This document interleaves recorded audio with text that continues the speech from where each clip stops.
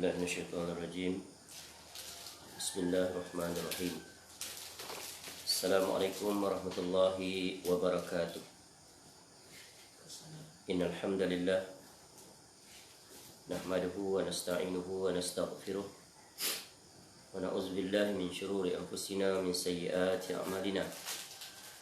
من يهده الله فلا مضل له ومن يضلل فلا هادي له.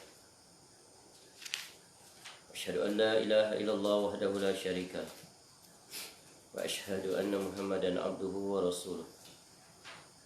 يا أيها الذين آمنوا اتقوا الله حق تقاته ولا تموتن إلا وأنتم مسلمون. يا أيها الناس اتقوا ربكم الذي خلقكم من نفس واحدة وخلق منها زوجها وبث منهما رجالا كثيرا ونساء. واتقوا الله الذي تساءلون به والأرحام إن الله كان عليكم رقيبا. يا أيها الذين آمنوا اتقوا الله وقولوا قولا سديدا يصلح لكم أعمالكم ويغفر لكم ذنوبكم. من يطع الله ورسوله فقد فاز فوزا عظيما. أما بعد فإن أصدق الحديث كتاب الله وخير الهدي هدي محمد صلى الله عليه وسلم وشر الأمور محدثاتها وكل محدثة بدعة وكل بدعة ضلالة وكل ضلالة في النار. اللهم إنا نسألك علما نافعا. Ya Allah, kami memohon kepada Engkau ilmu yang bermanfaat, rizqan thayyiba dan rezeki yang baik, wa amalan mutaqabbala dan amal yang diterima. Alhamdulillah, kita bersyukur pada Allah Subhanahu wa taala. Hari ini dapat kita bertemu semula untuk kita menyambung majlis pembacaan hadis-hadis Nabi sallallahu alaihi wasallam yang diambil daripada Kitabul Arba'in fi Mabanil Islam wa Qawaidil Ahkam, atau lebih dikenali sebagai Arba'in An-Nawawiyah, sebuah kitab yang dikarang yang dihimpunkan hadis-hadisnya yang berjumlah 42 hadis oleh Al-Imam Al-Muhaddits Al-Faqih Yahya bin Sharaf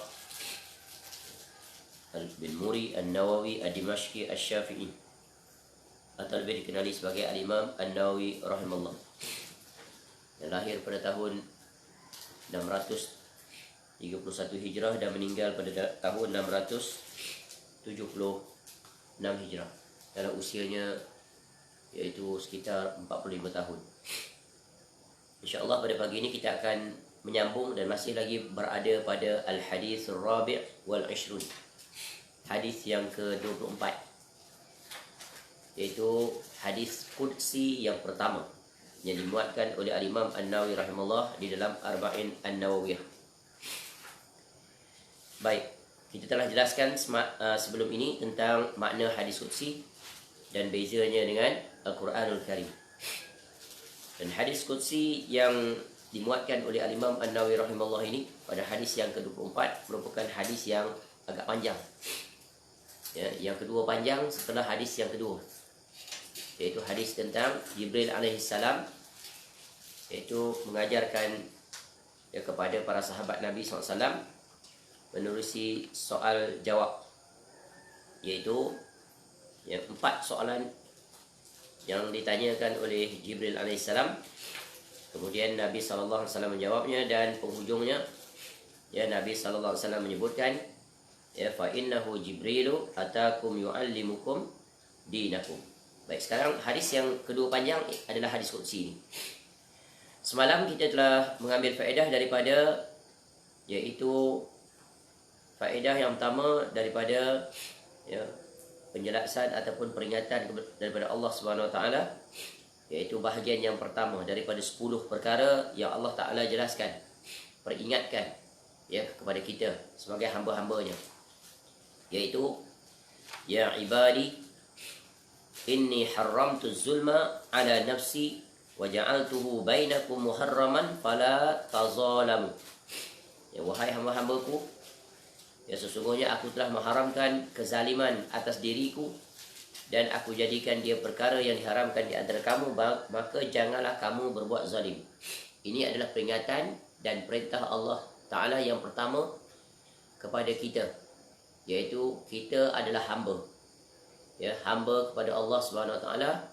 Kita adalah yang diciptakan. Maka kita wajib mengikut aturan pencipta yang menciptakan kita. Jadi aturan yang pertama daripada perintah Allah di dalam hadis ini adalah Allah memerintahkan kita sebagai hambanya. Pertama, Allah menjelaskan tentang dirinya. Allah, dia maha adil. Tidak sekali-kali melakukan kezaliman terhadap hamba-hambanya. Ya. Itu yang pertama. Kemudian yang keduanya adalah agar kita diperintahkan untuk melakukan keadilan. Ya, dan ini telah kita jelaskan pada majlis sebelum ini. Baik, sekarang kita akan jelaskan ya perintah peringatan Allah Ta'ala yang seterusnya. Baik, sebelum kita menjelaskan perintah Allah Ta'ala yang seterusnya, kita akan baca kembali hadis ini secara penuh. Baik. Qala al-Imam An-Nawawi rahimahullah an Abi Zarrin Al-Ghifari radhiyallahu an anin Nabi sallallahu alaihi wasallam fima yarwihi an Rabbih azza wa jal annahu qala ya ibadi inni haramtu az-zulma ala nafsi wa ja'altuhu bainakum muharraman fala tazalamu ya ibadi kullukum dallun illa man hadaituhu fastahduni ahdikum ya ibadi kullukum ja'i'un illa man at'amtuhu fastat'imuni ut'imkum ya ibadi kullukum 'arin illa man kasautuhu fastaqsuni aksukum ya ibadi innakum tukhti'una bil-laili wan-nahar wa ana aghfiru az-zunuba jami'a fastaghfiruni aghfir lakum ya ibadi innakum lan tablughu durri fatadurruni wa lan tablughu naf'i fatanfa'uni ya ibadi law anna awwalakum wa akhirakum wa insakum wa jinnakum kanu ala atqa qalbi rajulin wahidin minkum ma zada dhalika fi mulki syai'a ya ibadi law anna awwalakum wa akhirakum wa insakum wa jinnakum kanu ala afjari qalbi rajulin wahidin minkum ma naqasa dhalika min mulki syai'a ya ibadi law anna awwalakum wa akhirakum wa insakum wa jinnakum qamu fi sa'idin wahidin fas'aluni fa'ataitu kulla wahidin mas'alata ma naqasa dhalika mimma indi illa kama yanqusul mikhyatu idza udkhilal bahr ya ibadi innama hiya a'malukum uhsiha lakum thumma uwaffikum iyyaha faman wajada khairan falyahmadillah wa man wajada ghaira dhalika fala yalumanna illa nafsah. Rawahu Muslim. Dari Abu Zar Al-Ghifari radhiyallahu anhu dari Nabi sallallahu alaihi wasallam, ya tentang apa yang Nabi SAW riwayatkan daripada Rabb-Nya Azza wa Jal, bahawa dia, yakni Allah Ta'ala berfirman, wahai hamba-hambaku, sesungguhnya aku mengharamkan kezaliman atas diriku dan aku menjadikannya haram di antara kamu. Maka janganlah kamu saling menzalimi. Itu perintah Allah yang pertama, telah berlalu penjelasannya sebelum ini. Yang kedua, wahai hambaku, ya wahai hamba-hambaku, setiap daripada kamu adalah sesat kecuali orang yang aku beri petunjuk. Maka mohonlah petunjuk kepadaku, nescaya aku akan beri kepada kamu petunjuk. Wahai hamba-hambaku, setiap dari kamu adalah lapar kecuali orang yang aku beri makan. Maka mintalah makanan kepadaku, nescaya aku beri kepada kamu. Wahai hamba-hambaku, setiap kamu adalah telanjang, yakni tidak berpakaian kecuali orang yang aku berikan pakaian. Maka mintalah pakaian kepadaku, nescaya aku akan berikan pakaian kepada kamu. Wahai hamba-hambaku, sesungguhnya kamu selalu berbuat dosa. Ya, buat salah, buat maksiat di waktu malam dan siang hari, sedangkan aku mengampuni seluruh dosa kamu. Maka mohonlah ampun kepadaku. Ya, nescaya aku mengampuni dosa-dosa kamu. Wahai hamba-hambaku, sesungguhnya kamu tidak akan dapat menimpakan bahaya kepadaku sehingga kamu dapat membahayakanku, dan kamu juga tidak akan dapat memberi manfaat kepadaku sehingga kamu dapat memberi manfaat kepadaku. Wahai hamba-hambaku, seandainya orang yang pertama dan terakhir dari kamu, jadi dari kalangan manusia dan jin, semuanya seperti hati salah seorang daripada kamu yang paling bertakwa, maka semuanya itu tidak akan menambahkan sedikit pun daripada kerjaanku. Wahai hamba-hambaku, seandainya orang yang pertama dan terakhir daripada kamu, manusia dan jin, ya dari kalangan kamu, semuanya itu hati mereka itu salah satu antara kamu itu seperti yang paling jahat hatinya, maka semuanya itu tidak akan dapat mengurangi pula sedikit pun daripada kerjaanku. Wahai hamba-hambaku, seandainya orang pertama dan terakhir daripada kamu, manusia dan jin daripada kamu, berada di satu tanah lapang, kemudian setiap dari kamu meminta kepadaku, lalu aku memberikan permintaannya itu, maka hal itu tidak sekali-kali akan mengurangkan apa yang ada di sisiku, kecuali seperti jarum yang mengurangi air laut jika dimasukkan ke dalamnya. Wahai hamba-hambaku, sesungguhnya semua itu adalah amalan-amalan kamu yang aku tulis untuk kamu, kemudian aku menyempurnakannya untuk kamu. Barang siapa mendapatkan kebaikan, hendaklah dia memuji Allah, dan barang siapa mendapatkan selain daripada itu, maka janganlah dia sekali-kali mencela, yakni menyalahkan, kecuali kepada dirinya sendiri. Hadis riwayat Muslim nombor 2577. Baik, ada berapa sini? Dalam hadis kursi ini firman Allah, ya, yaitu 10. Ya, Allah menyeru kepada kita sebagai hamba-hambanya, ya ibadi, wahai hamba-hambaku, yaitu memberikan kaedah yang sangat penting, mengingatkan dan menyedarkan bahawa kita adalah hamba. Kita bukan tuan, kita adalah hamba kepada Allah. Hamba adalah gelaran yang diberikan oleh Allah Ta'ala kepada kita, yaitu kepada orang yang beriman dan bertakwa.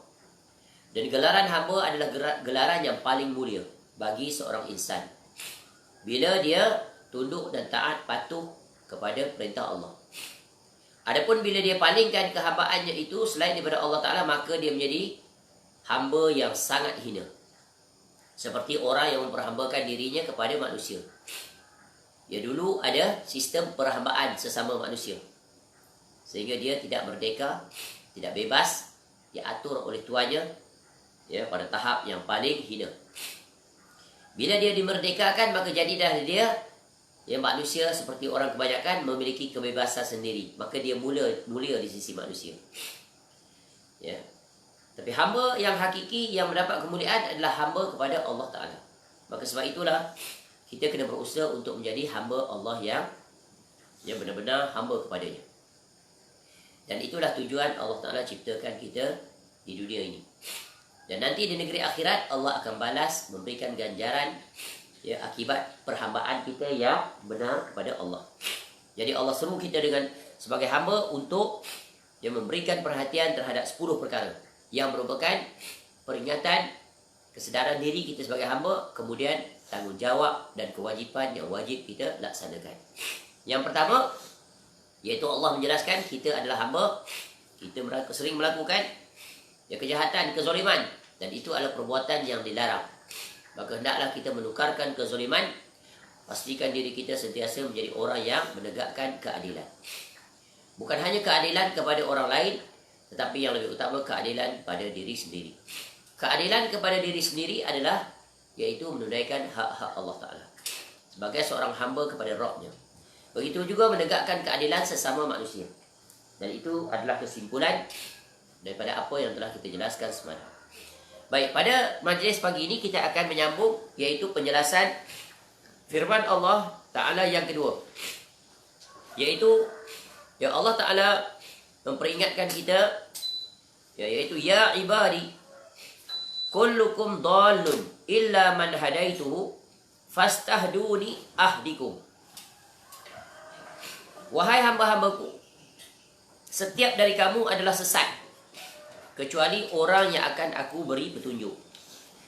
Jadi firman Allah Ta'ala yang kedua memberikan peringatan kepada kita tentang hakikat manusia, ya, yaitu kata Allah Ta'ala, setiap daripada kamu adalah sesat kecuali yang aku beri petunjuk. asal sesat.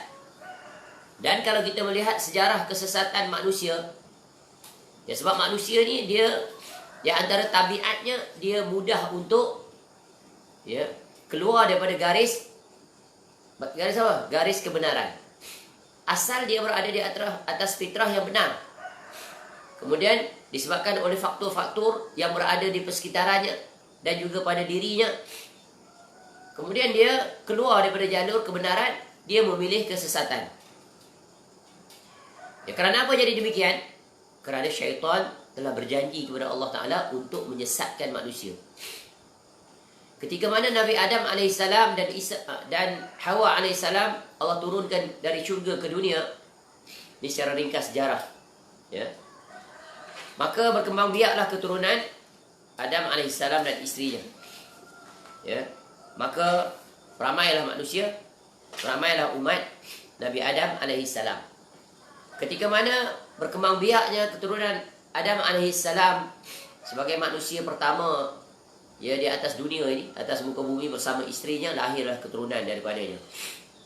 Dan mereka hidup dengan aman bahagia di dunia. Ya, mereka bertebaran, berketurunan, ya, untuk selama tempoh sekitar 10 kurun. Ya, sebagaimana yang disebut di dalam ya hadis. Ya, sebagaimana yang diriwayatkan oleh Ibnu Abbas radhiyallahu anhu. 10 kurun. Dari satu generasi ke satu generasi mereka tetap berada di atas kehambaan mereka yang benar kepada Allah Ta'ala. Apa tidaknya kerana ayah mereka itu adalah Nabi Adam AS, ya, yang pengenalannya terhadap Allah sangat kenal sekali. Sebab Allah menciptakan Adam AS langsung daripada kedua tangannya. Kemudian lahir daripada situ. Dan Adam AS sudah menikmati syurga. Sebab asal ya rumah kita ini, asal kita adalah daripada syurga. Adam AS dan Hawa AS menetap di syurga. Tetapi disebabkan melanggar ya perintah Allah, itu sudah ditetapkan oleh Allah Ta'ala, maka turun ke dunia. Namun nanti akan kembali semula ke syurga, tempat asal. Tapi dengan syarat, iaitu mesti berada di atas jalan yang diperintahkan oleh Allah Ta'ala untuk berjalan. Ya. Jadi setelah berlalunya 10 abad, maka manusia mula sedikit demi sedikit melakukan penyimpangan. Mula sesat. Mula memilih jalan sendiri. Ya, jalan sendiri yang mereka ambil daripada bisikan syaitan. Betapa kalau kita melihat perjuangan, pertempuran di antara kebenaran dan kebatilan, di antara keimanan dan kekafiran, kekufuran, kesyirikan, yang mengambil masa yang sangat lama. Sebelum syaitan berjaya untuk menyesatkan manusia. 10 kurun. 10 abad. Ya, 10 kali 100. 10,000 tahun. Betapa bersabarnya iblis itu untuk menyesatkan manusia. Ya, kerana mereka dua-dua diturunkan sekali. Iblis pun keluar daripada syurga. Adam AS dan isterinya juga turun. Dan kita sudah mengetahuinya, makruf, di mana syaitan telah membuat pengisytiharan dan dia memohon kepada Allah untuk melaksanakan misinya menyesatkan manusia, agar nanti manusia akan bersama dia di dalam neraka. Dan Allah benarkan, Allah izinkan. Tapi ya, kecuali orang-orang yang beriman dan bertakwa, tak akan dapat dia berjaya untuk menyesatkannya, untuk bersama dengannya masuk ke dalam neraka. Jadi setelah berlalu 10 abad, akhirnya syaitan berjaya. Ya, mulakan langkah pertama menyesatkan di antara umat Nabi Adam AS. Ya. Jadi dengan bagaimana syaitan masuk menerusi pintu kesyirikan. Kerana syirik sajalah yang akan membuat manusia kekal selama-lamanya di dalam neraka. Jadi dia mula di situ. Kemudian dia akan susuli dengan perkara-perkara lain. Ya, sebagaimana telah kita sebut, syaitan mereka akan menyesatkan manusia menerusi 7 jalan. Apa dia? Ingat tak? Apa 7 jalan? Yang pertama syirik, yang kedua bid'ah, yang ketiga dosa besar, yang keempat dosa kecil, yang kelima berlebihan dalam perkara-perkara yang mubah, yang keenam mengutamakan sesuatu yang tidak utama, yang ketujuh apa saja jalan semua. Tak ada orang yang selamat. Contoh, dia datang mengacau kita, lalai dalam solat, ya, dan bagai-bagai lagi. Ya, dia mengganggu kita dan pelbagai. Jadi ini 7 jalan. Jadi jurusnya banyak. Dan jurus yang pertama dia akan datang pada setiap orang, jurus nombor 1. Dan jurus nombor 2. Jurus nombor 3, jurus nombor 4. Ini yang paling banyak. Ya. Sehingga tak ada manusia yang selamat daripadanya. Ya. Kecuali yang diselamatkan oleh Allah. Contoh, dia datang manusia dosa kecil. Siapa yang selamat? Tapi Allah menyelamatkan kita. Setelah berada di atas kesesatan, melakukan dosa-dosa maksiat, Allah datangkan, iaitu apa? Jalan untuk dia membersihkan diri dia. Dengan dia istighfar, ya, berwudu, gugur dosanya, dan berbagai banyak lagi. Jadi, ya, dia datang menyesatkan manusia. Itu secara ringkas. Bagaimana menyesatkan mula-mula sekali manusia di atas muka bumi daripada keturunan anak-anak Nabi Adam alaihissalam, yaitu dengan mereka menghiasi penyembahan kepada selain Allah. Ya, bagi sebahagian daripada kaum Nuh, yaitu mereka menggambarkan orang-orang soleh di kalangan mereka. Syaitan bisik. Ya, berlalu mati satu generasi, orang soleh pun makin berkurang. Dia bisik. Tengok, punca kesesatan yang pertama adalah menjadikan orang-orang soleh itu, ya, menjadikan orang-orang soleh itu, ya, iaitu melampau dalam memuliakan mereka, hulu, sayang pada orang soleh. Syaitan bisik, kamu gambarkan wajah orang soleh yang telah mati atau yang hidup. Ya. Atas alasan apa? Kamu tengok wajah orang soleh, kamu ingat pada Allah. Nampak tak? Bagus tak alasan dia? Bagus. Tujuan dia bukan untuk buat maksiat, tapi ingat pada Allah. Berlalu masa, mati. Gambar, akhirnya syaitan bisik pula sekarang. Buat arca, buat patung pula. Ya, boleh letak setiap rumah satu-satu. Bila tengok patung tu, ingat kepada Allah. Lama mati generasi yang berilmu, akhirnya datang orang jahil. Akhirnya dia kata, sekarang kamu sembah patung tu. Jadikan patung tu sebagai wasilah. Bukan sembah langsung patung tu. Iaitu, ya, bila kamu jadikan dia sebagai perantara orang soleh itu dengan Allah. Lama-lama mereka menjadikan orang soleh itu sebagai tumpuan mereka di samping Allah Ta'ala. Dan itulah, dengan itulah diutuskan Nabi Nuh AS. Telah mula memalingkan ibadah, atau mereka telah mula, ya, mengadakan tandingan-tandingan bagi Allah dalam peribadatan kepadanya. Dan ini bukan berlaku pada zaman Nabi Nuh AS. Ya, tradisi, warisan, ya, ajaran syaitan ini kekal sampai sekarang. Berterusan. Dan di antara perkara yang sulit untuk diperbetulkan. Sebab mereka mendatangkan alasan dengan apa? Ya, untuk mendekatkan diri kepada Allah. Sebagai perantara, sebagai wasilah. Ya. Bayangkan perjuangan yang belum selesai, tak pernah selesai sampai sekarang. Sampai kepada Nabi SAW. Ya, dan alasan yang mereka berikan tetap sama sampai sekarang. Ya, dulu berlaku di kalangan orang kafir. Mereka kafir, kufur sebelum penjara syirik betul-betul. Sekarang juga masuk ke dalam orang Islam. Sebab itu, ya, hidayah ini bukan hanya untuk orang yang kafir minta kepada Islam, masuk Islam, tapi yang Islam belum tentu dia dapat hidayah seperti yang sepatutnya. Dia dah Islam tapi belum tentu dia beriman. Ya, dia dah Islam tapi belum tentu dia tak terselamat daripada melakukan kesyirikan. Ini kita telah banyak jelaskan di dalam perbahasan akidah sebagai satu bentuk peringatan. Ketika mana Nabi SAW berdakwah pada kaumnya yang sesat itu, yang kafir itu, agar meninggalkan seluruh sesembahan mereka itu, mereka datangkan alasan yang sama. Seperti mana yang berlaku pada kaum Nabi Nuh AS, dan begitulah seterusnya. Sama aja modal dia. Modal dia alasan sama. Ma na'buduhum illa liyuqarribuna ilallahi zulfa. Ya, kami tidaklah jadikan patung-patung ini sebagai sesembahan kami. Kami bukan sembah patung. Tapi kami jadikan patung itu sebagai untuk mendekatkan diri kepada Allah. Tu. Jadi orang soleh ni. Kami tengok orang soleh. Kami minta pada orang soleh. Bukan kami minta langsung pada dia. Sebab dia memiliki kedudukan, kedekatan dengan Allah. Supaya mereka itu minta bagi pihak kami kepada Allah. Nampak tak? Sama saja alasan dia. Tapi itu adalah, ya, perkara yang dilarang oleh Allah. Baik, itu secara ringkas. Jadi, setelah berlaku peristiwa kesesatan itu, yang pertama, maka Allah utuskan Nabi Nuh AS. Ya, wafat Nabi Nuh AS tak selesai lagi. Ya, kemudian, ya, setelah mereka dihancurkan kaum itu oleh banjir bah yang setinggi gunung itu, lahir pula generasi baru. Ya, berlalu masa, buat lagi. Tadi dah terputus dah. Dah habis dah keturunan tu. keturunan yang mula-mula tu daripada Nabi Adam AS, kecuali Nuh AS dan orang-orang yang mengikuti dakwahnya di atas kapal. Mereka turun daripada kapal, maka berkembang biak pula. Tersebar mereka ke merata-rata.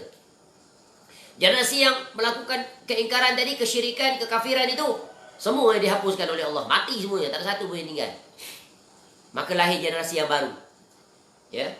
Generasi yang baru tu pula, datang pula melakukan lagi kesyirikan. Sebab apa? Padahal rantaian sanad dia dah terputus dah kekafirannya. Yang lahir itu generasi yang bersih, yang beriman kepada Nabi Nuh AS. Mereka menyaksikan peristiwa bagaimana kebesaran Allah. Allah hancurkan seluruh penduduk dunia yang ingkar, termasuk anak Nabi Nuh AS. Satunya. Ya.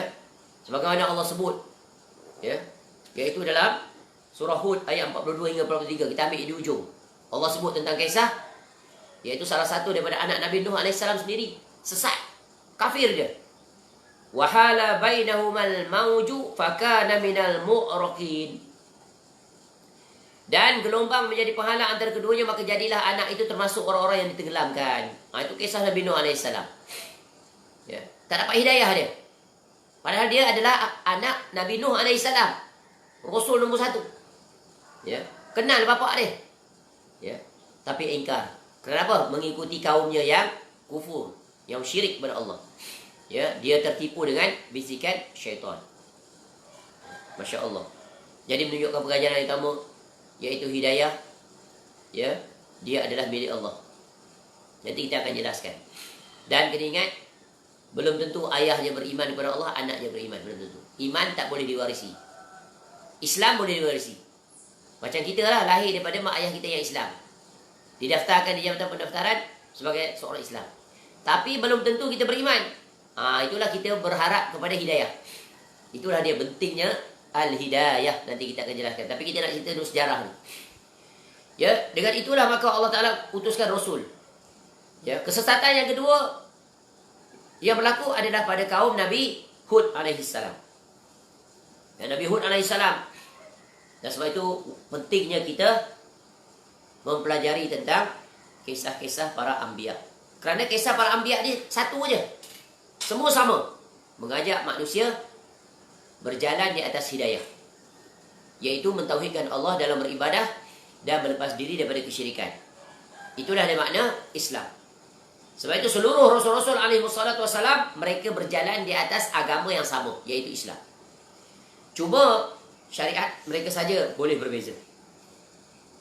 Jadi Allah utuskan ramai Rasul. Yang termaktub di dalam Al-Quran itu disebut nama mereka satu persatu secara jelas 25 orang Rasul. Dan yang menakjubkan, cuba kita lihat. Ciri khas Rasul-Rasul alaihissalam ini semuanya diutuskan di center of the earth. Pusat dunia. Di Timur Tengah tu. Semua Rasul berada di situ. Tak ada Rasul datang ke tanah Melayu yang diceritakan dalam Al-Quran. Ya. Barangkali ada. Sebab apa? Dalam Quran disebut setiap umat Allah utuskan Rasul. Tapi yang Allah terangkan Rasul-Rasul itu, yang 25 itu semua berada di persekitaran center of the Middle East tu. Di Arab Saudi. Di Arab Saudi pula. Di Jazirah Arab. Ketika itu tak panggil lagi Arab Saudi. Ya. Di bumi Syam, Palestin, di bumi Iraq, Kan'an itu. Ya, bangsa Kaldan. Ya, dan di atas utara sedikit. Jadi di sekitar itu aja. Jadi kerana apa? Nabi Adam AS diturunkan di situ. Maka tersebar daripada situ center, maka ya keluar ya daripada kawasan itu bertebaran ke seluruh dunia, timur, barat, utara, selatan. Sebagaimana anak Nabi Nuh AS, kemudian mereka beberapa orang itu bertebaran membawa anak keturunannya, bertebaran ke seluruh dunia. Jadi ya kalau melihat kepada taburan distribution of all prophets, ya prophet itu di rasul-rasul itu, ya contoh di Jazirah Arab. Ya, di Jazirah Arab itu adalah tanah Arab Saudi sekarang, Yaman di bawah itu. Ya, dan di atas utara sedikit. Maka Allah utuskan di situ yaitu ya 6 orang rasul. Siapa? Mula-mula Nabi Adam AS. Ya. Kemudian Hud AS. Kemudian Nabi Saleh AS. Kemudian Nabi Ismail AS. Nabi Syuaib AS, Nabi SAW. Jadi ada berapa rasul di Jazirah Arab? Jadi jangan salah faham. Nabi SAW bukannya satu-satunya rasul daripada bangsa Arab yang diutuskan ke Jazirah Arab. Bukan. Ya, sebab apa? Nabi Hud alaihissalam dia di Yaman. Ya, Yaman tu Arab kan? Tu. Ya, Nabi Soleh alaihissalam di utara. Ya, Jazirah Arab di utara, atas pada Madinah. Arab. Ya, Arab Saudi sekarang. Begitu juga Nabi Syuaib lagi atas. Ya, berhampiran ke atas. Ke belah Syria atas. Ya. Kemudian yang kedua wilayah Iraq. Jadi ada 4 wilayah utama ini Allah utuskan seluruh 25 rasul itu bertebaran. Kalau wilayah Iraq siapa? Nabi Idris alaihissalam, Nabi Nuh alaihissalam, Nabi Ibrahim alaihissalam dan Nabi Yunus alaihissalam. Ya. Kemudian yang ketiga, ini yang paling ramai, yaitu di wilayah Syam. Ya, di Palestin, ya, Syria tu, Syria, Syam. Ya, sekarang dulu kalau disebut Syam, ya Syria, Lebanon, Jordan, Palestin. Tu dia. Luas dia. Ya, sekarang sudah dipecah-pecahkan. Ya. Jadi di situ siapa diutuskan? Nabi Lut alaihissalam, Nabi Isa alaihissalam, Nabi Yakub alaihissalam, Nabi Ayub alaihissalam, Nabi Zulkifli alaihissalam, Nabi Daud, ya, Nabi Sulaiman, Nabi Ilyas, Ilyasa, Zakaria, Yahya, Isa alaihi wassalatu wassalam. Berapa ramai ini? 12 orang rasul. Ya. Jazirah Arab 6. Ya, wilayah Iraq 4. Wilayah Syam 12. Center tu, Baitul Maqdis apa semua tu, kawasan tu. Ya. Dan yang terakhir, daerah Mesir. Benua Afrika. Tapi masih bersambung buminya dengan wilayah Syam tadi, masih bersambung dengan Jazirah Arab. Ya. Yaitu di situ siapa yang diutuskan di Mesir? Nabi Musa alaihissalam dan saudaranya. Nabi Harun alaihissalam. Dan seorang lagi siapa? Satu-satunya Nabi yang diceritakan lengkap dalam satu surah, tak jumpa lagi dah surah lain cerita dia. Nabi apa? Nabi Yusuf alaihissalam. Masya Allah. Ya. Sebab apa Allah utuskan rasul-rasul ini? Sebab untuk membawa kembali umatnya yang sesat. Ya. Manusia ni dia mudah sekali sesat. Sebab apa? Sebab syaitan. Ya. Jadi Allah nak selamatkan kita daripada kesesatan, maka Allah utuskan yaitu para rasul-rasul alaihi wassalatu wassalam. Dan kita lihat, ya, bagaimana, ya, setiap umat itu, ya, berlaku kesesatan demi kesesatan, namun Allah Ta'ala menyelamatkan mereka. Kita tengok contoh macam Nabi Ibrahim alaihissalam, Nabi Nuh alaihissalam, anaknya sendiri, ya, tidak mahu mengikuti, ya, ajakan ayahnya sebagai rasul. Dia sesat dan dia mati dalam keadaan kufur kepada Allah. Ya, cuba kita lihat juga, ya, tentang Nabi Ibrahim alaihissalam. Ya, ayahnya juga ingkar, tak mau ikut ajarannya. Ya, bahkan dia pula menjadi musuh terhadap Nabi Ibrahim alaihissalam. Ya, kalau kita baca kisah Nabi Ibrahim alaihissalam, bagaimana Nabi Ibrahim alaihissalam, ya, dengan lembut-lembutnya mengajak ayahnya agar mengikuti ajakannya kepada tauhid. Ya, Nabi Ibrahim alaihissalam sebut ya abati, ya, dalam surah Maryam ayat 41 hingga 48 dalam bahasa yang sangat indah, menyeru ayahnya, ya, ya abati inni qad ja'ani minal ilmi ma lam ya'tika fattabi'ni ahdika siratan sawiyya. Tengok, ya, contoh, wahai ayahku, mengapa engkau menyembah sesuatu yang tidak mendengar, tidak melihat dan tidak dapat menolongmu sedikit pun. Ya. Tu yang pertama. Kemudian yang kedua, yang tadi, wahai ayahku, sesungguhnya telah datang kepadaku sebagian ilmu pengetahuan yang tidak datang kepadamu. Nabi Ibrahim AS dapat wahyu, ya, disampaikan ilmu itu, maka ikutilah aku, nescaya aku akan menunjukkan kepadamu jalan yang lurus. Jadi, ya, wahyu yang dapat pada Ibrahim AS, ya, ajak ayah dia, ya, supaya dia ikut hidayah, dapat hidayah, tapi ayahnya ingkar. Apa akibat daripada itu? Maka ayahnya termasuk dalam kelompok orang-orang yang derhaka kepada Allah, kerugian. Ya, sehingga Nabi Ibrahim AS, ya, sedih, lalu minta doa kepada Allah agar diampunkan. Tapi Allah larang, tak boleh. Sebab apa? Dia kufur, dia sesat. Wa maka nastighfaru Ibrahim li abihi illa amma u'idatin wa'adaha iyyah. Falamma tabayyana lahu annahu aduwwun lillahi tabarra'a minhu. Inna Ibrahim la'awwahun halim. Ya, dan permintaan ampun dari Ibrahim kepada Allah untuk ayahnya tidak lain hanyalah suatu janji yang telah diikrarkannya kepada bapanya itu. Maka ketika itu jelas bagi Ibrahim bahawa bapanya itu adalah musuh Allah, maka Ibrahim berlepas diri darinya. Sesungguhnya Ibrahim adalah seorang yang sangat lembut hatinya lagi penyantun. Jadi ini semuanya telah kita pernah jelaskan ketika kita tadabbur Al-Quran tentang mengambil pelajaran daripada Nabi Ibrahim alaihissalam sebagai Abul Anbiya. Jadi betapa pentingnya hidayah. Sebab itu ya, Allah Ta'ala menyebut dalam hadis qudsi ini, ya ibadi kullukum dallun illa man hadaituhu. Wahai hamba-Ku, ya, setiap dari kamu adalah sesat kecuali orang yang aku beri petunjuk. Menunjukkan betapa besarnya hidayah. Ya, lihat, orang yang paling dekat dengan Rasul pun tak dapat hidayah. Kenapa? Mereka tak inginkan hidayah. Ya, cuba kita lihat pula tentang kisah ya Nabi SAW. Nabi SAW. Ya, ketika mana Nabi SAW datang membawa hidayah sebagai Rasul terakhir, ya, ketika mana kaum Arab itu mereka berada pada zaman jahiliyah, berada di atas kesesatan yang nyata. Ya. Sebagaimana Allah sebut dalam surah Al-Jumu'ah ayat yang kedua. Walladzi ba'atsa fil ummiyina rasulan minhum yatlu 'alaihim ayatihi wa yuzakkihim wa yu'allimuhumul kitaba wal hikmah. Hujung. Wa in kanu min qablu lafi dhalalin mubin. Dan adalah sesungguhnya kamu sebelum itu berada dalam kesesatan yang sangat nyata. Tu, ya, kaum Arab di bumi Mekah itu, ya, juga Madinah itu berada dalam kesesatan yang nyata. Mereka disebut sebagai berada pada zaman jahiliyah. Zaman yang langsung berada dalam kesesatan yang amat gelap, yang amat pekat. Kenapa?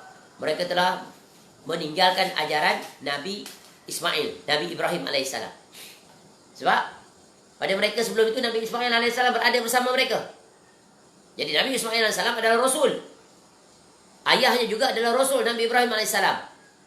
Ya, dan penduduk Mekah asalnya mereka adalah beriman kepada Allah. Tapi bila berlalu masa, sama seperti Nabi Nuh alaihissalam tadi, umatnya mula melakukan penyimpangan demi penyimpangan, akhirnya mereka sesat.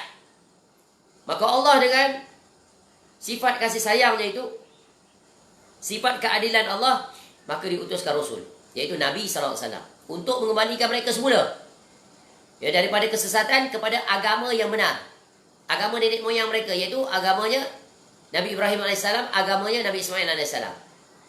Dan Allah datangkan Rasul itu masih lagi daripada keturunan datuk nenek moyang mereka, Nabi Ibrahim AS, daripada jalur keturunan Nabi Ismail AS. Maka Nabi SAW, Rasul lahir daripada situ, ya.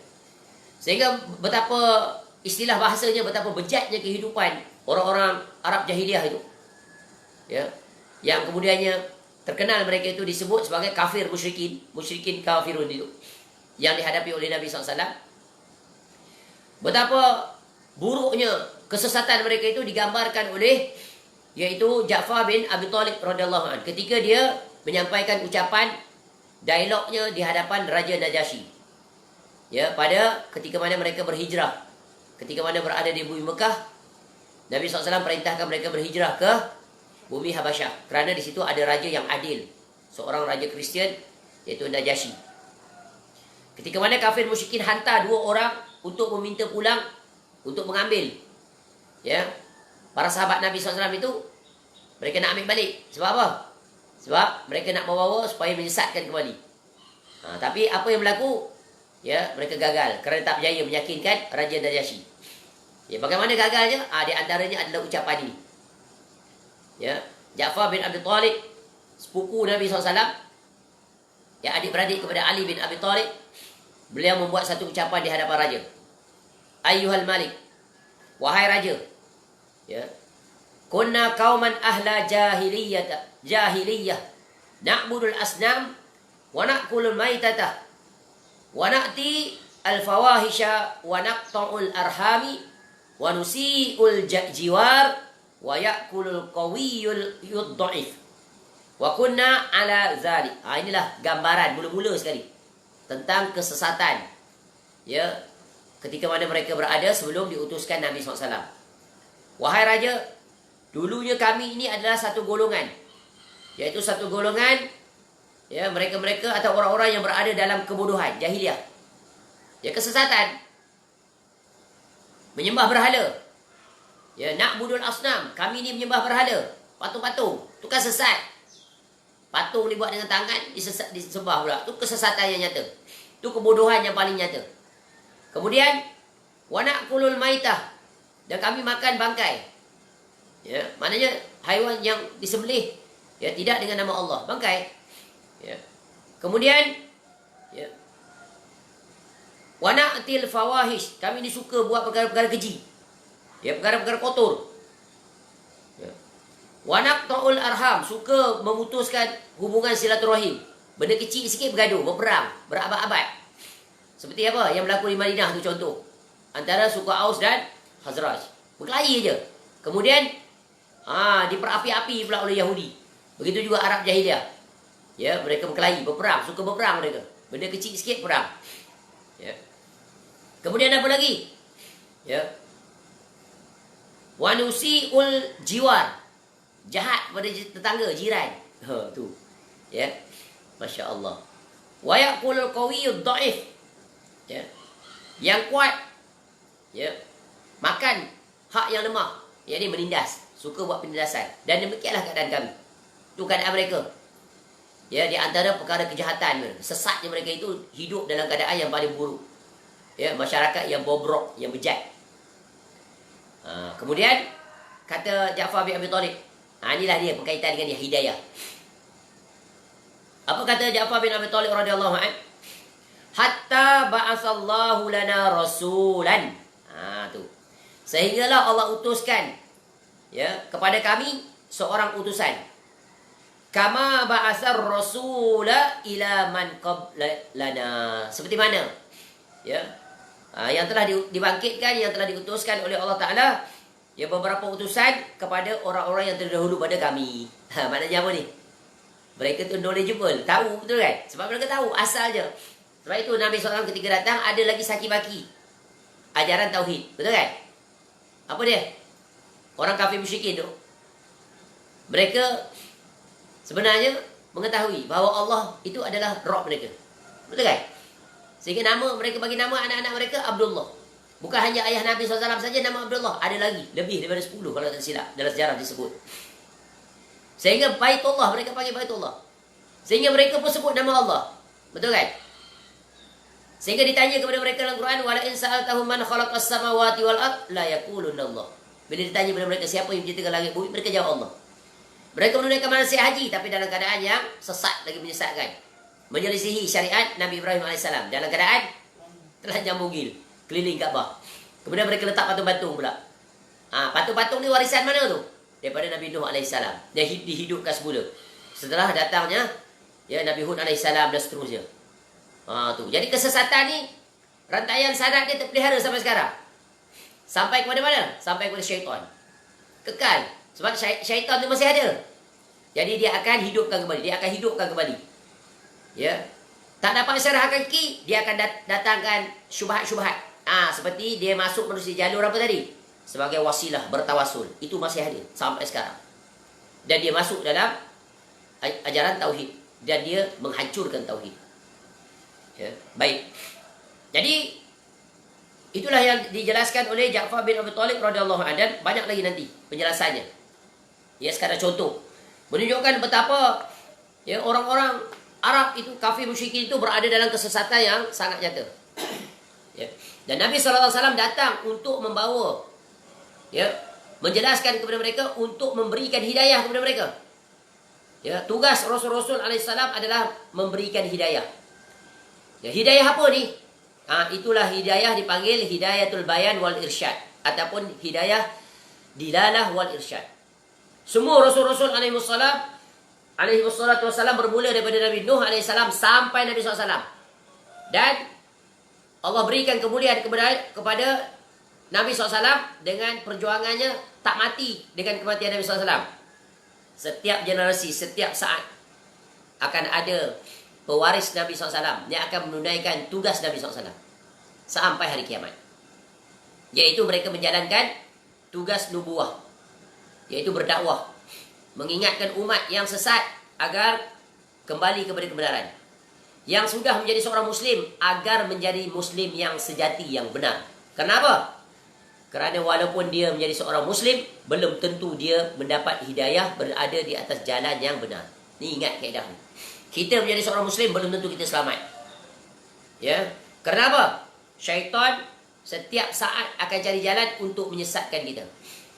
Jadi kita akan jelaskan sedikit tentang apakah dia hidayah. Sebab sangat pentingnya sehingga dia menduduki ranking nombor 2 daripada peringatan Allah Ta'ala. Yang pertama, Allah jelaskan jangan melakukan kezoliman. Kezoliman terbesar, syirik kepada Allah. Itu nombor 1. Ya. Itulah sebab diutuskan Rasul-Rasul alaihi wassalam. Yang kedua, peringatan Allah kaitan dengan yang pertama, iaitu minta hidayah. Ya, sebab asalnya manusia itu sesat. Dan mereka sangat terbuka keberangkalian tinggi untuk mereka daripada hidayah kembali kepada kesesatan.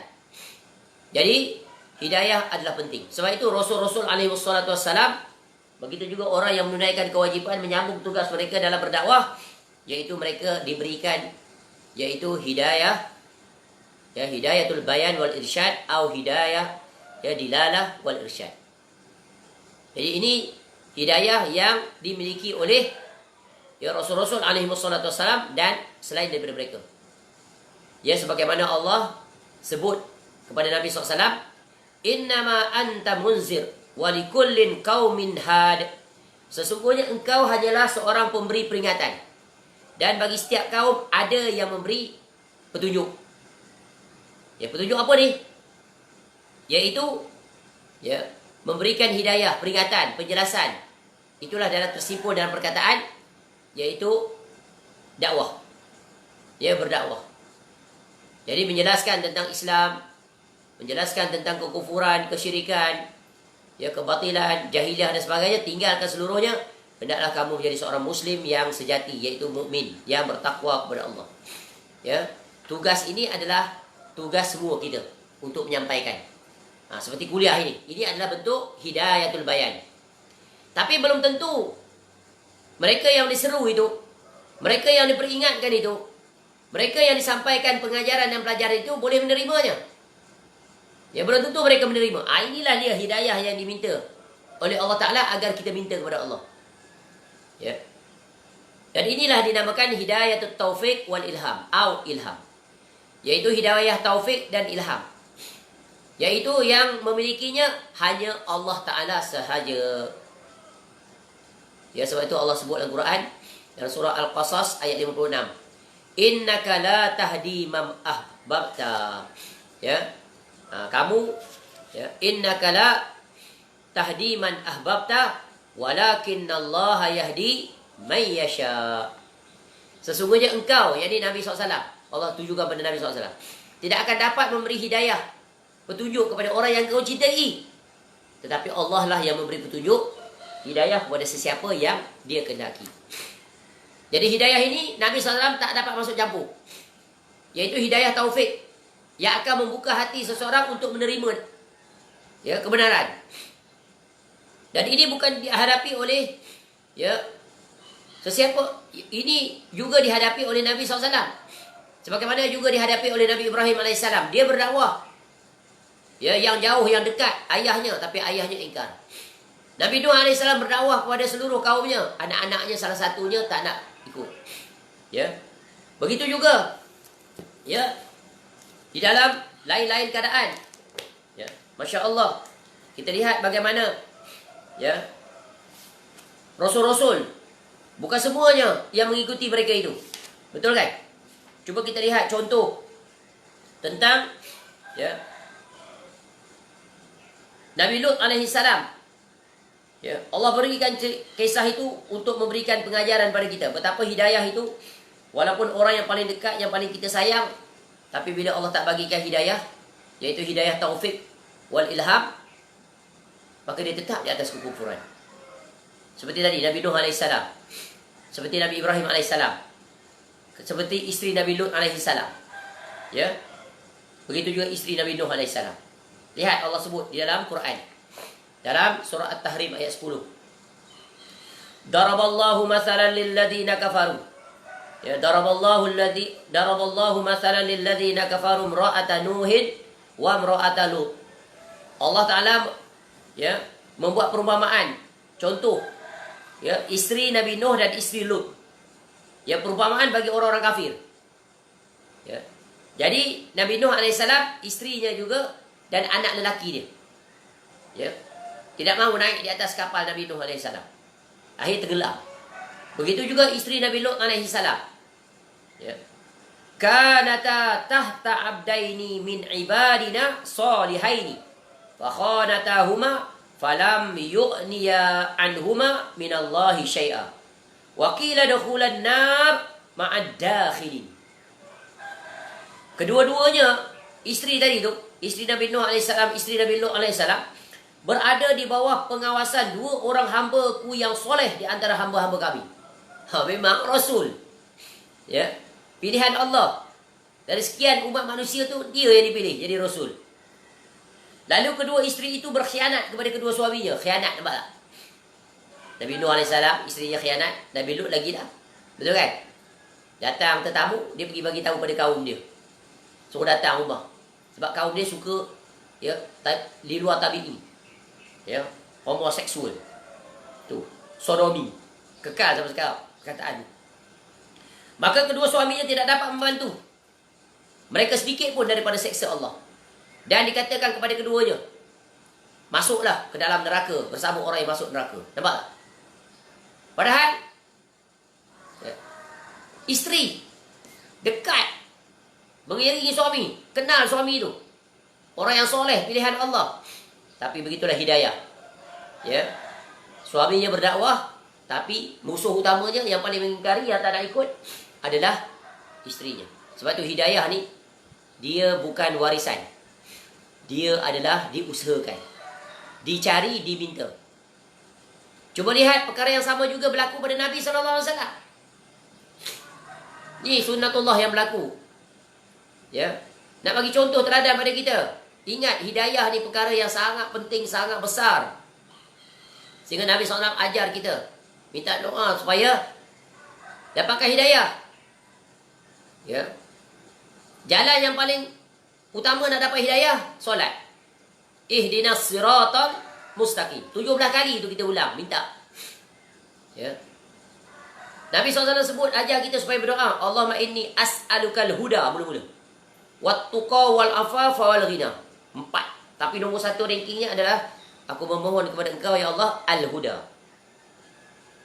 Al-huda bagaimana nak dapat? Bagaimana nak dapat? Quran. Zalikal kitabu la raiba fih hudan lil muttaqin. Kalau jauh daripada Quran, tak menunaikan hak Quran, macam mana kita nak kekal di atas hidayah yang benar? Allah dah bagi dah hidayah pada kita, menerusi keturunan, jadi seorang Muslim. Tapi yang kedua ni, yang perlu diusahakan, iaitu hidayah di atas mencapai tahap mukmin yang muhsin. Inilah dia yang menyebabkan ya, kebanyakan di kalangan orang Islam tersesat dalam kehidupan. Mereka memilih jalan yang salah. Namanya dah betul lah Islam, tapi pengamalannya, akidahnya, ibadahnya banyak yang tersesat. Apa buktinya? Inilah dia perintah Allah. Ya. Sebab itu bila kita sebut tentang hidayah, yang pertamanya tadi kita dah sebut, hidayah dimiliki dalam 2 jurusan oleh setiap rasul dan mereka yang membawa pengajaran dakwah. Apa dia? Hidayatul bayan, penjelasan. Ini semua boleh menjelaskan, menyampaikan. Tapi hidayah nombor 2 inilah yang kita hajati. Setelah mendengarkan penjelasan, penerangan, yaitu hidayatul taufik wal ilham. Menerima dan berjalan di atasnya. Lihat Nabi SAW berjuang 13 tahun di bumi Mekah. Selama 13 tahun di bumi Mekah, 2 orang daripada bapa saudaranya tetap berada di dalam kesesatan. Tak mahu menerima hidayah. Bahkan salah satunya menjadi penentang nombor 1. Abu Lahab. Ya, Abdul Uzza. Mati dia dalam ya, kesesatan, kekafiran. Yang satu lagi, bapa saudara Nabi SAW, Abu Talib. Sayang pada Nabi SAW. Ya, besar Nabi SAW di dalam rumahnya sehingga menjadi Rasul. Kemudian setelah itu beberapa tahun barulah dia meninggal dunia. Ya, tapi tetap dia enggan untuk menjadi seorang Muslim. Ya, padahal Nabi SAW dah berada di sisi dia pada penghujung usia dia. Ketika mana dia berada dalam keadaan nazak, Nabi SAW sebut pada bapa saudaranya yang sangat disayangi. Ialah bapa saudara, bela dia, jaga dia, defend dia daripada kejahatan, makar orang-orang kafir musyrikin. Apa kata Nabi SAW pada bapa saudaranya Abu Talib? Ya ammi, wahai pakcikku. Sebutan kasih sayang. Ini ketika di perbaringan nak mati. Qul la ilaha illallah. Ucapkan kalimah ni. Ucap je ni kalimah la ilaha illallah. Iaitu la ma'buda bihaqqin illallah. Kalimatan uhajul laka biha indallah. Satu kalimat nanti, kalimat ni aku akan tegakkan hujah di sisi Allah. Aku akan selamatkan kau dengan ni kalimah ni. Kau mati ni kalimah ni, nanti aku akan tolong kau di negeri akhirat. Syafaat Nabi SAW. Faqala, tapi pada masa yang sama ada dua rakan. Abu Talib datang juga ziarah dia, duduk tepi. Siapa dia? Ya, iaitu Abdullah bin Abi Umayyah dan Abu Jahal. Tu kawan baik. Rakan sepermainan sampai dewasa. Rakan seperjuangan di atas akidah yang batin. Ya, setelah Nabi SAW ucap tu, dia pun ucapkan juga. Dia pun berdakwah juga. Dia berdakwah. Nabi SAW berdakwah. Apa kata dia? Atarghabu an millati Abdul Muttalib. Wahai Abu Talib, kamu benci ke kepada ajaran datuk nenek moyang kamu Abdul Muttalib? Maknanya apa? Penyembah berhala. Takkan kamu nak tinggalkan dia ajaran tu? Ya. Dan Nabi SAW sambung balik. Fa'aada alaihi Nabi sallallahu alaihi wasallam. Fa'aada fakana akhiru ma qala huwa ala millati Abdul Muttalib. Wa aba an yaqul la ilaha illallah. Faqala an-nabiy sallallahu alaihi wasallam la astaghfiranna laka ma lam annahu anka. Ya, ma lam anhu anka. Fa anzalallah ma kana lin nabiyyi wal ladzina amanu ay yastaghfiru lil musyrikin wa anzala fi Abi Talib innaka la tahdi man ahbabta walakin Allah yahdi man yasha. Lihat ini kematian yang menyedihkan, yang tragis. Padahal dia bukan hanya dekat dengan Nabi SAW dari sudut kekerabatan, bahkan dia yang memelihara Nabi SAW. Bapa saudara dan juga bapa angkat istilahnya. Orang zaman sekarang. Betul kan? Ayah yang menggantikan ayah Nabi SAW, Abu Talib. Ya, sebab Abu Talib tu adik-beradiknya ayah Nabi SAW, Abdullah. Dia sayang. Bahkan lebih sayang dia Nabi SAW pada anak-anaknya. Tapi begitulah hidayah, sangat mahal harganya. Sehingga dia mati dalam keadaan dia mengikuti ya, rakan dua dia tadi. Ya, iaitu Abi Umayyah dan Abu Jahal. Sedih Nabi SAW. Ya, Nabi sedih. Sehingga Nabi SAW kata apa? Ya, nak minta kepada Allah. Ya, agar Allah ampunkan dosa dia. Ya. Sungguh aku akan memohonkan ampunan untukmu selama aku tidak dilarang. Maka ketika itu Allah turunkan ayat Quran. Tidaklah patut bagi Nabi SAW serta orang-orang yang beriman untuk memohonkan ampun bagi orang musyrikin. Itulah datang ayat tadi. Hidayatut taufik. Sesungguhnya engkau, ya Muhammad, tidak akan dapat memberi petunjuk pada orang yang engkau cintai. Betul kan? Akan tetapi Allah lah yang beri petunjuk. Jadi menunjukkan betapa besarnya ya petunjuk hidayah. Jadi hidayah ini, kita ni Allah perintahkan minta hidayah. Sebab itu kita solat ihdinas siratal mustaqim. Dalam solat, ketika sujud atau pada tahiyat akhir kita baca Allahumma inni as'alukal huda wat tuqa wal afafa wal ghina. Sebab apa? Sebab kita belum selamat. Kita ni tak akan selamat selagi mana titik terakhir kita, iaitu inna lillahi wa inna ilaihi raji'un. Di situ baru kita tahu selamat atau tidak. Cuba lihat hadis yang keberapa sebelum ni, hadis yang keempat, kelima atau keenam. Bukan keenam. Yang hadis tentang penciptaan manusia, betul kan? Awalnya ahli syurga. Hidayah tu. Yang keempat. Tiba-tiba dia berpaling. Sehasta lagi dia masuk syurga, berpaling dia. Tak dapat hidayah. Keluar daripada jalan istiqamah. Mati dalam keadaan dihumbankan ke dalam neraka. Ada orang awalnya tak ada hidayah dia. Dapat hidayah, tapi hidayah atas kesesatan, kekafiran, melakukan amalan ahli neraka, syirik, berada dengan kekafiran, ataupun melakukan berbagai maksiat. Sedangkan dia seorang Muslim. Tiba-tiba dia berpaling. Sehasta lagi. Ya, dia buat amalan syurga, masuk syurga. Itu kan hidayah. Jadi sebab itu jangan rasa selamat, jangan rasa selesa. Aku ni sejak daripada kecil ni, mak ayah aku didik. Sejak aku umur 4 tahun dah solat. Puasa dah umur 6 tahun, tanpa gagal sampai sekarang. Weh, aku ni pula belajar ambil jurusan agama. Sampai tahap paling tinggi ni. PhD. Dalam jurusan Quran lagi. Bertalaki lagi dengan masyaikh di masjid, di pondok. Mengajar ke sana kemari, tulis kitab lagi. Nanti dulu.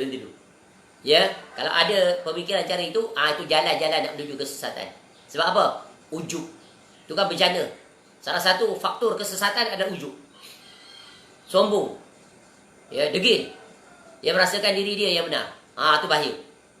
Jadi sebab itulah Nabi SAW jelaskan, ingatkan kita, umat Nabi SAW ini lagi banyak yang sulit untuk berada di atas hidayah, kebenaran. Sebab apa? Sebab Nabi SAW pernah satu kali bersama para sahabat pada satu garisan. Khatta lana Rasulullah SAW khattan biyadih, thumma qala, haza sabilullah, mustaqiman. Nabi SAW buat satu garisan dan Nabi SAW kata, inilah dia jalan yang lurus. Ini jalan lurus ni. Kemudian Nabi SAW buat lagi satu garisan. Wa khatta khututan an yamini wa shimali. Kemudian Nabi SAW buat garisan kiri kanan. Daripada lurus tu kiri kanan. Summa qala, kemudian Nabi SAW sebut lagi buat pengajaran. Hazihi subulun mutafarriqatun. Ni jalan-jalan ni banyak. Jalan lurus satu aja. Ni banyak ni jalan ni. Subul banyak. Jamak subul. Ya. Kemudian Nabi SAW sebut lagi. Laisa minha sabilun illa alaihi syaitanun yad'u ilaih. Tidaklah jalan-jalan yang banyak ni, mereka padanya ada syaitan ajak kamu kepada dia. Ni kamu dah jalan ni, jangan kita tergelincir, terbabas. Ya, break tak makan lah. Jalan licin lah, macam jalan tu. Terbabas dia. Kiri atau kanan. Macam mana boleh terbabas tu? Sebab kena kaitan syaitan. Syaitan tarik dia. Ikut jalan ni bagus, shortcut. Tu dia. Ni jalan ni mudah, cepat. Main pergi sini. Itu bahasa kita lah. Ni hadis ni. Nak bagi faham. Summa qara'a qawlahu ta'ala. Kemudian Nabi SAW baca ayat. Wa anna hadha sirati mustaqiman fattabi'u. Inilah jalanku yang lurus. Ikut. Tengok Nabi SAW bijak tak? Cerdas tak ajar? Bagi faham. Buat garisan. Ilustrasi. Dan explanation.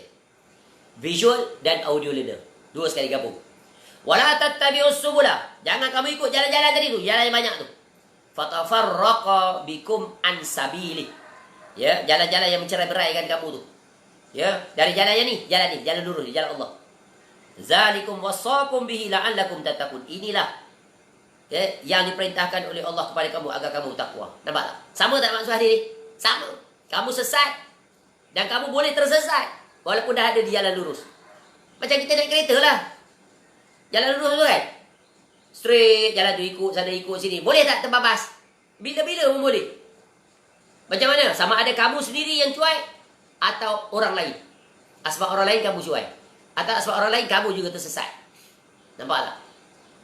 Masya Allah, perumpamaan bawa kenderaan di atas jalan tu persis sama seperti ini. Ya, jalan-jalan yang banyak tu Nabi SAW tak biarkan begitu. Nabi jelaskan pula. Ya, apa Nabi SAW jelaskan pada kita? Ala inna man qablakum min ahlil kitab iftaraku ala sintaini wa sab'ina millah wa inna hazihil millah sataftariku ala thalathin wa sab'in sintani wa sab'una finna wa wahidatun fil jannah wa hiyal jamaah. Nampak? Ketahuilah sesungguhnya orang-orang sebelum kamu dari ahlul kitab telah berpecah belah menjadi 72 golongan. Ya, 72. Sesungguhnya umat agama ini, iaitu umat Islam akan berpecah menjadi 73 golongan. Banyak. Jalan yang kiri kanan itu banyak, 72. Kecuali yang satu tadi, yang selamat. Ya, dan tempat semua kelompok yang menyimpang kiri kanan tadi ke dalam neraka. Semua dihumbankan dalam neraka. Ini umat Nabi SAW, maknanya mereka adalah Muslim. Tapi sesat. Kerana apa? Melakukan pelanggaran-pelanggaran.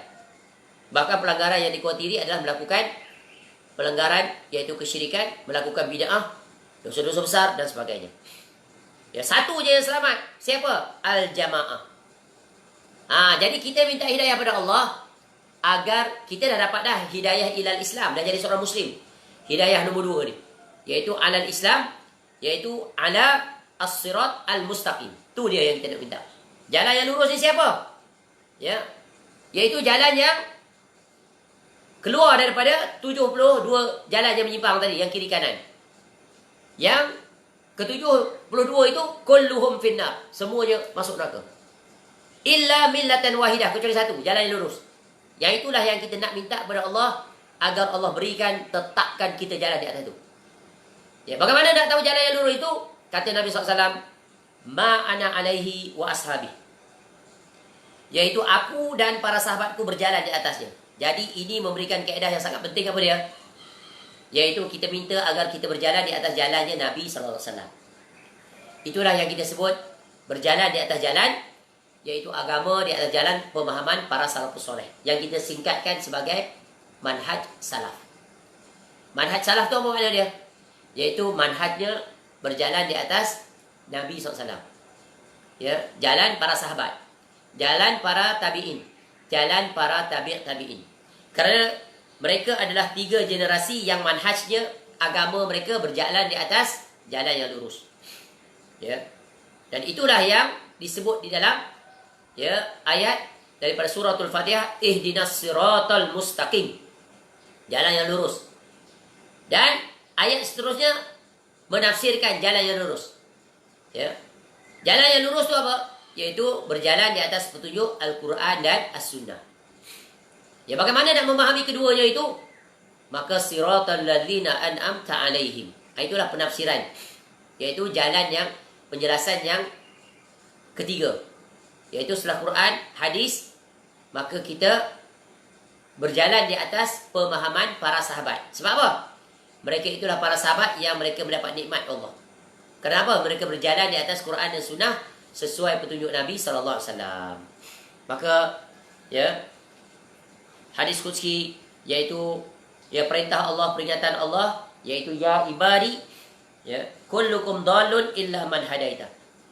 Semua kamu sesat kecuali yang mereka diberi hidayah. Jadi, untuk kita tidak berada di atas kesesatan, kekal istiqamah di atas kebenaran, maka hendaklah kita meminta petunjuk kepada Allah dan berjalan di atas jalannya Nabi SAW.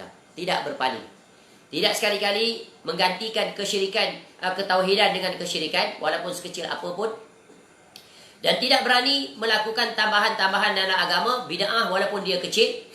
Kita tetap istiqamah di atas sunnah. Tidak sekali-kali berani menyelisihi Nabi SAW. Maka itulah mereka yang benar-benar hakiki berada di atas jalan hidayah. Jadi, berjalanlah di atas hidayah ini. Jangan sekali-kali berpaling kepada kesyirikan. Jangan berpaling kepada kebid'ahan. Jangan berpaling kepada dosa-dosa maksiat, dosa besar, dosa kecil. Jangan berpaling kepada perkara-perkara yang bukan keutamaan dalam kehidupan kita. Dalam kita beribadah kepada Allah. Jangan kita berpaling daripada perkara-perkara yang melampaui batas dalam perkara-perkara yang diharuskan. Dan begitulah seterusnya. Semua itu akan dapat kita kecapi menerusi pintu yang pertama, iaitu dekat dengan Al-Quran, dekat dengan hadis Nabi SAW, dan faham kedua-duanya sebagaimana yang Nabi SAW fahamkan kepada kita.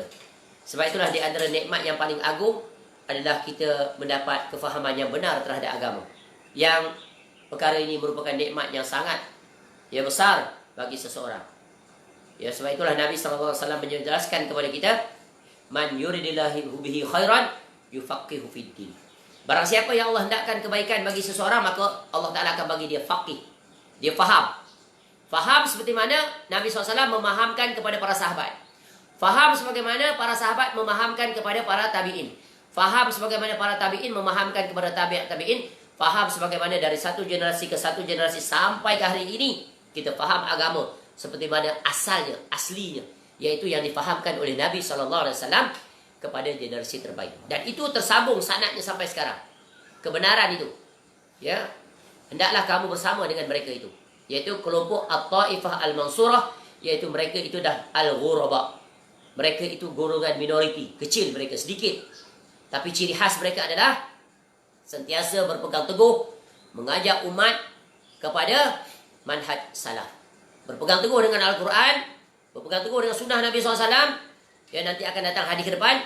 Alaikum bisunnati ila akhir hadis. Addu alaikum bin nawajis. Pegang teguh-teguh kamu. Gigit dengan geraham kamu. Kerana akan datang sampai masanya di mana Islam akan menjadi dagang. Gharib fatuba lil ghuraba. Maka beruntunglah orang-orang yang asing itu. Siapa yang asing? Ma ana alaihi wa ashabi al-jamaah. Semoga Allah memberikan kita hidayah, menetapkan kita di atas maqam istiqamah sebagaimana yang telah kita sebut pada hadis sebelum ni. Qul amantu billah summa istaqim. Istiqamah dia ada apa? Tu tadi jalan ihdinas siratal mustaqim. Semoga Allah Taala memberikan kita kekukuhan berada di atas manhaj salaf, berjalan di atasnya, yang mempertahankannya, mengajak umat kepadanya. Ya, dan itulah dia istiqamah ke puncak kebenaran. Ya, innama ghayatul karamah luzumul istiqamah ala al-Quran was sunnah ala fahmi salaful ummah. Ya, sesungguhnya kemuliaan seseorang itu, karamah seseorang itu adalah dia dapat teguh, iltizam, komitmen di atas istiqamah. Istiqamah di atas apa? Al-Quran, as-sunnah, atas pemahaman para salafus soleh. Dan itulah dia al-hidayah yang benar. Cukup sangat itu, mudah-mudahan bermanfaat. Semoga Allah mengurniakan kita ya perkara yang telah kita sebutkan, dan kita harapkan agar Allah sentiasa menjaga kita, membimbing kita berada di atas jalan as-sirat al-mustaqim, yang setiap kali kita ikrarkan di dalam solat sebanyak 17 kali, begitu juga di luar daripada itu. InsyaAllah panjang umur, kita akan sambung kepada wasiat Allah Ta'ala yang ketiga, yaitu ya ibadi kullukum ja'iun illa man at'amtu fastaqimuni at'imkum. Ya, wahai hambaku, ya, setiap daripada kamu itu adalah lapar, ya, kecuali orang yang aku beri makan, maka mintalah makanan padaku, niscaya aku beri kamu makan. Maknanya apa? Bergantung harap kepada Allah, yaitu memohon kepada Allah dari sudut rezeki. Sebab keperluan asas kita hidup di dunia adalah makan dan minum. Karena makan dan minum juga boleh menyebabkan manusia sesat atau berada di atas hidayah. InsyaAllah akan datang penjelasannya untuk wasiat atau pesanan atau peringatan Allah Ta'ala, ya, daripada ya 10 wasiat ini yang baru kita jelaskan 2 daripadanya. Wallahu a'lam. Mudah-mudahan Allah Ta'ala mengekalkan kita ya di atas istiqamah yang benar sampailah ya kita bertemu dengan Allah Ta'ala. Semoga Allah Ta'ala menghimpunkan kita bersama dengan Al-Imam An-Nawawi rahimahullah, ya, bersama dengan Nabi SAW di dalam surga Firdaus, ma'alladzina an'amta 'alaihim minan nabiyyin was-siddiqin wasyuhada'i was-salihin wa hasuna ulaika rafiqa. Wallahu a'lam. Subhanakallahumma wa bihamdika asyhadu an la ilaha illa anta astaghfiruka wa atubu ilaik wa atubu ilaik. Wa sallallahu ala nabiyyina Muhammad wa ala alihi washabbihi wasallam. Wa akhiru da'wana alhamdulillahi rabbil alamin. Assalamualaikum warahmatullahi wabarakatuh. Assalamualaikum.